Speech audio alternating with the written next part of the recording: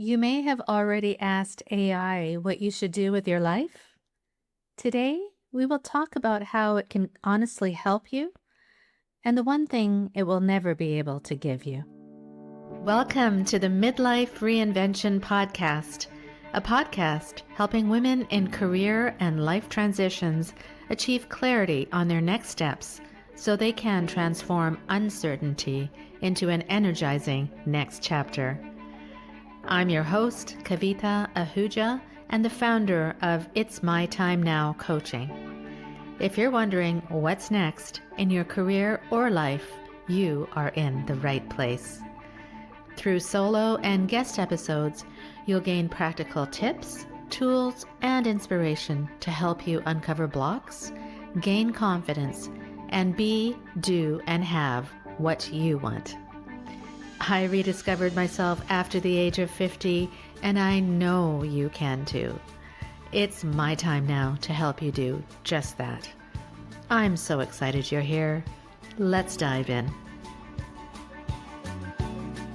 In this episode, you'll discover 3 things.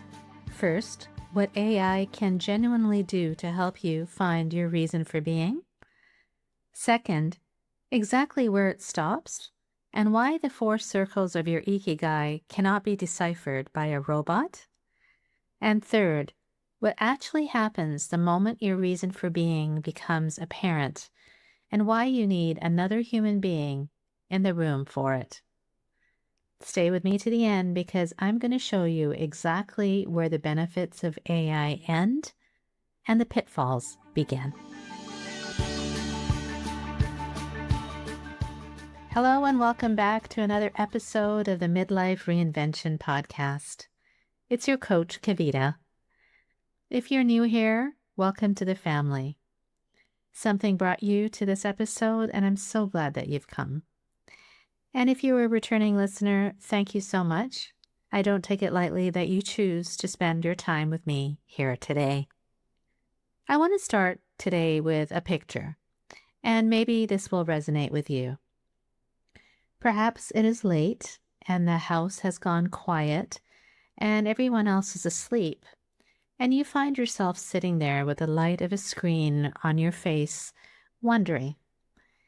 And maybe at some point you may have typed the question in, what should I do with my life? Or should I leave my job? Or how on earth do I find my purpose? And within seconds, back comes something beautifully written and perfectly organized and remarkably intelligent, full of neat suggestions and tidy frameworks that look for all the world like an answer. And you read it, however, you have absolutely no idea how to begin. If that has happened to you, my friend, that is perfectly normal, and you did not do anything foolish, because it is the most natural thing in the world to do these days, and I would very likely have done the same. But I want to talk to you today about why that process may have left you feeling so empty, and about what that tool can genuinely give you, because while it can give you a great deal, there is some point where it doesn't. I use AI every single day, and it has transformed my business in many ways. I use it for logistics, and I use it to think through whether an idea actually holds up. I use it to proofread my writing and to take all the day-to-day work off my plate so that I can spend my hours on the things I love most and do best, which is coaching and making this podcast for you.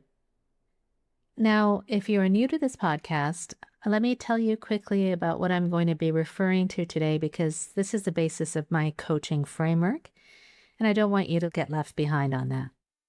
Ikigai is a Japanese concept, and it means your reason for being. And the way I work with it, with all my clients, is through a process of working through 4 circles, 4 parts of you that already exist within you, whether you have ever named them or not. Those circles are your strengths, which is what you are genuinely good at. Then there is your passions, which is what you love, things that make you lose track of all time. Then there are your values, which is what matters most to you now in this chapter of your life, and not in the chapter you were in, let's say, 20 years ago. And then there's your contribution, which is the difference that is yours to make in the world. And your reason for being lives in the place where all of those four overlap. That is the work. And if you want to hear it properly, go back to episode 318, where I walk you through the whole thing in detail. So back to AI. As I mentioned, I use it every day, and I would encourage you to use it also.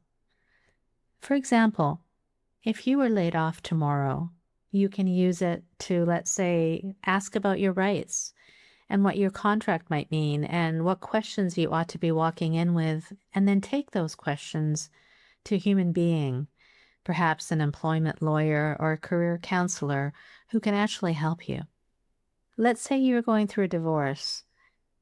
I would say the same thing. Perhaps you might use it to understand your rights and what to consider for your children and what to ask, and then go and sit with a professional, perhaps a divorce therapist or a divorce lawyer. And if you have a health scare, of course you would use it to research your condition, maybe causes and remedies, and to understand what is happening to you, and then compiling intelligent questions to ask your doctor. It's interesting, isn't it? When it comes to our bodies, we do not hesitate at all to go to a professional. Not one of us reads a few paragraphs about a symptom and then decides we have got it all handled. We go and see a person, a trained professional, without a second thought. And yet, when it comes to the direction of our entire life, our purpose, the way we are going to spend the years we have left, that somehow becomes the moment we decide we ought to be able to work it out in the middle of the night with a chat window.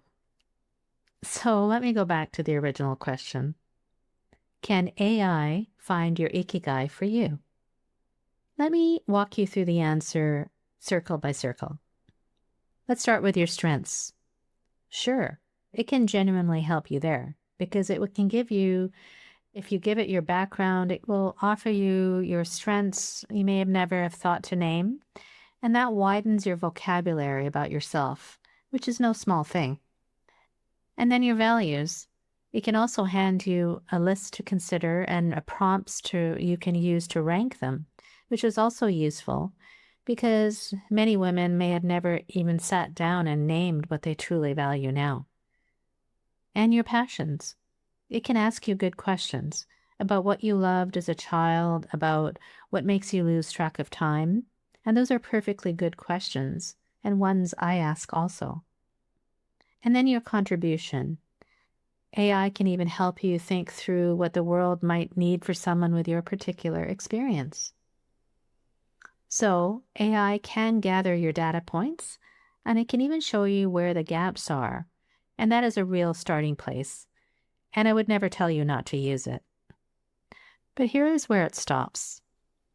It cannot ask you the question underneath the question, because when you say, well, I suppose I'm good at helping people, and something in your voice goes flat as you say it, a machine only reads your words, while a trained human being hears that flatness and stops and goes back and stays there gently until the truth comes out, because the truth is almost never in the first answer.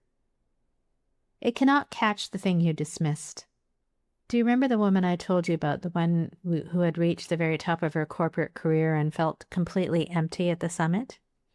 She was my client, and her greatest strength was that she could somehow take something impossibly tangled and get straight to the root of it and make it simple for everyone else around her. Yet she never emphasized this to me because it came so easily to her that she had long ago stopped counting it as a talent at all. It was only until I probed her further did she realize it was indeed a valuable gift that she possesses. A machine would have taken her at her word, and a coach does not. It cannot hold your story over time the way a good coach remembers what you said 3 weeks ago and gently brings it back to you when it quietly contradicts what you're telling her today and says, wait, do you hear what you just did there? AI has your last few messages, but a human being has you. And it cannot find the overlap. And that is really the crux of it all. Because your reason for being doesn't live inside any of those four circles. It lives in the place where they all meet. And finding that meeting place is not data work, it is human work. It is the digging and the questioning and the noticing and the connecting of one part of your life to another until the pattern finally rises up to the surface where you can see it. And it evolves through honest and deep conversations, reflections, and aha moments. And then there is a moment, and this is the part that no machine will ever be able to hand you. You may remember from episode 319, the client, the woman who sat with me as her Ikigai finally came into plain sight. And then when she looked at me and said, "Oh my God, Kavita, I just got goosebumps." That chill down the spine, sometimes it arrives as tears instead.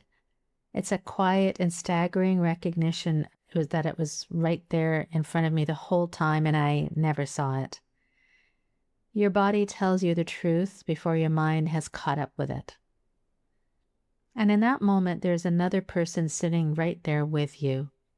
Someone who has been with you through every single rung of that pyramid, who feels it the same and the very instant that you do, and who is able to say, "Yes, that's it.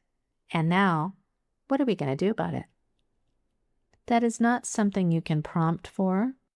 That is two human beings in a room together. And that, my friend, is priceless. I want to read something now which comes directly from one of my clients to emphasize these points.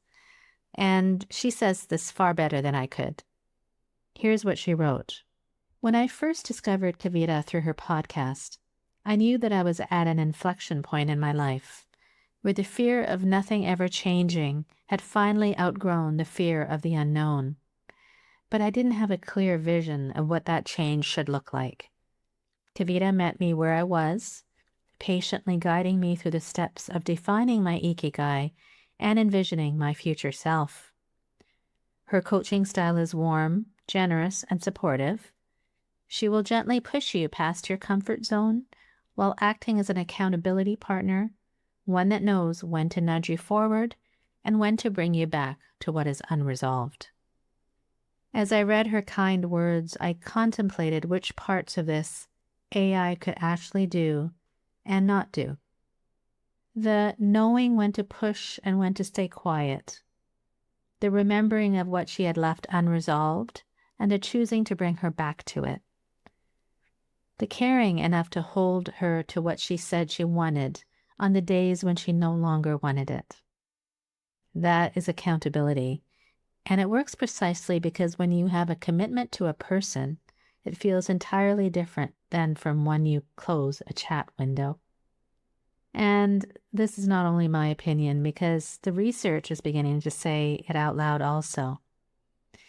I've been curious to see how AI has genuinely changed the coaching landscape, and it has for so many professions, and I think you might find it interesting. Coaching has grown enormously over the last decade, with the number of practitioners up more than 50% since 2019. So demand is clearly not the problem, and people do see the value in this work. But that growth has brought its own troubles with it, unfortunately, because there are a great many people calling themselves coaches who hold little or no accreditation or have little or no training at all. That in itself has bred a healthy skepticism in people, which is understandable.